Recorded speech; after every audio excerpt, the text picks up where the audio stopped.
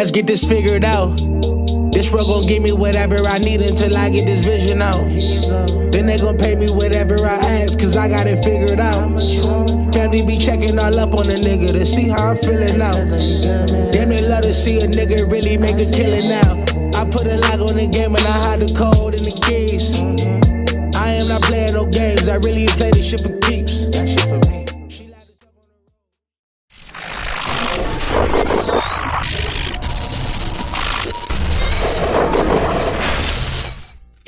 MaddenHeadz, YouTube.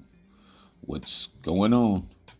It is your boy, Coach DC, coming back at you today with another video. And today, fellas, we're going to get into one of my favorite routes again, the comeback route. And the reason why I just always kind of defer to the comeback route is because the comeback route is probably the most versatile or versatile route on the game in terms of what it deals with, in terms of whether it's man or zone. It's very hard to stop comebacks in zone as well. You have to be in specific types of zones. You have to have specific types of zone drops. Match does not do a good job of covering comeback routes at all, especially anything that's outside the numbers to the outside, unless it's a cloud or hard flat. Yeah, even the curl flats have a hard time dealing with comeback routes because the curl flats can be easily distracted. Did I say curl routes? I mean, yeah, because curl flats can be easily distracted just by putting a guy out in the flats. One of the major keys to the comeback route is throwing it with timing. It's not necessarily a route that you need to be a spectacular Madden player to complete. You just need to have really good timing when you throw it. You have to be able to anticipate the break. A lot of times, once I see the receiver go into the top of the route where he starts to tap his feet a little bit, that is my cue to throw the ball.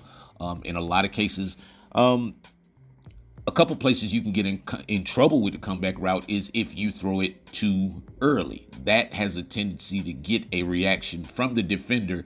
You want to let him at least get to the top of the route, where he forces, when you see the defender, once you see the defender start to turn his hips and run, oh yeah, it's all good right there. You see it right there. Every time I see that defender turn his hips and run, that is like my cue. Hey, throw the ball.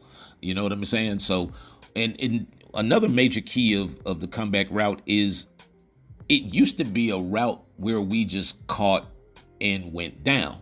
Yeah, for at least for me personally, I used to catch the comeback route and it was just so hard to change directions and run that I would just catch it and basically just go into a secure catch just to secure the ball and keep it from getting knocked out. In some cases, I still do. But now a lot of the times, yeah, I'm actually trying to rack catch a lot of these comebacks. I've discovered a few things in terms of just the angles that you should be taking, when you catch the ball and the type of speed you should have when you catch the ball. And so it's just like, and also, I can add the caveat of when you throw it with revamp, it just becomes a different animal because now I can throw it with anticipation and just put the ball up in the air for a little amount of time. And guy kind of comes out of the break, and the ball's actually thrown before the break occurs. And so that makes it even more difficult, for any defender to be able to make a play. Even tackling the comeback now, because now, when I come downhill, you see how I can catch it and then I can kind of head to the outside and square my shoulders to cut up the field. You know what I'm saying? But in some situations, if I feel like, it's a really good defender, there's not that much room for separation, then I can go down.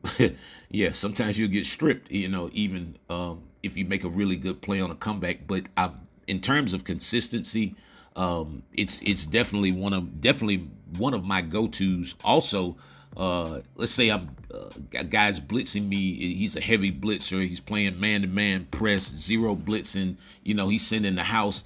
The comeback route is probably my main go-to, because what I'm going to start doing is I'm going to start max protecting. I'm going to keep that tight end in the block, especially a situation like this where you see him take the corner and move him over. That's just a dead giveaway that there's no way in the world he's going to be able to stop this comeback route.